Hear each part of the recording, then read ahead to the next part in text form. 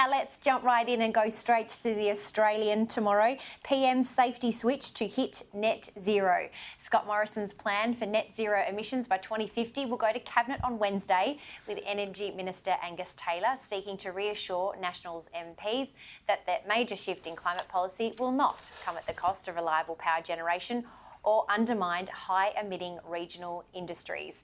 How about this for a pivot/reverse ferret, Matt Cunningham? What do you make of this?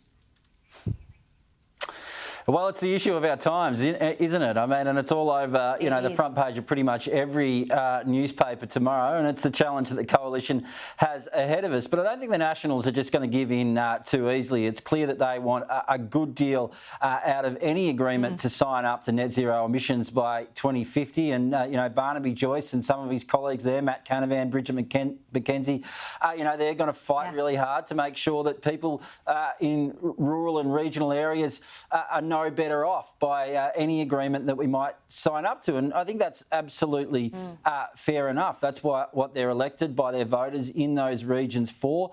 And I think you've also got to have a look, and the coalition needs to have a look at what has happened, in previous elections. In the 2016 election, the coalition hung on by its fingernails on the back of a strong showing by the Nationals. So they'd be wise to listen to what some of those heavyweights within the Nationals have to say. It's going to be a very interesting cabinet meeting tomorrow, that's for sure. Yeah. Just out of curiosity, has the NT Chief Minister ever weigh in heavily on the federal issues such as climate change, or does he sort of leave that to his federal counterparts?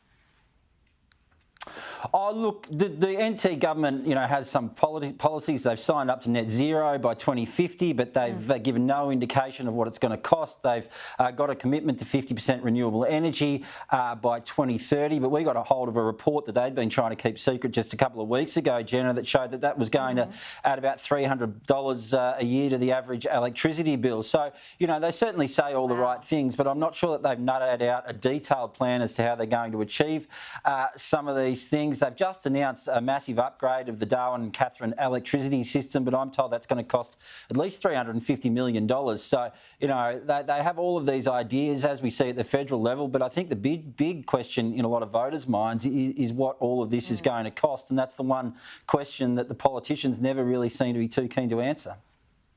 Yeah, you're so true there. It sounds like the Gunner administration is taking a leaf out of the McGowan playbook down here in WA. It all seems harks to a very interesting piece of legislation that's going ahead. Now over to this great photo on the front of the Oz. X-Man ready to take them all on. The good, the bad and even the ugly.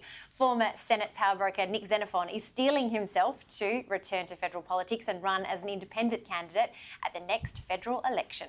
The re-emergence of the popular political maverick threatens to upend the major party's designs on snaring the 6th Senate spot in South Australia. This is a wonderful exclusive by Pembo tomorrow.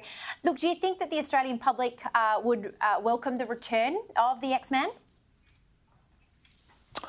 Oh, look, certain sections of the public would. I think Nick Xenophon's problem was that he's almost too much of a populist, I think, and that was what sort of brought him undone in the end. He sort of, wanted to sort of play, the popularity card on all of these issues, but, that's easy to do, I suppose, when you're an independent. But as we know, when he sort of tried to branch out and run candidates across the board in the South Australian election, it failed miserably. So it'll be interesting to see, what happens with sort of, Nick Xenophon Mark II. He's certainly someone who shook up federal politics, there's no doubt about that. And, as we know, those independent senators can have enormous power depending on, where the balance of power sits. So it will be an interesting development in South Australia, that's for sure. And, you'd have to say that Nick Xenophon's a serious chance to take that 6th Senate position.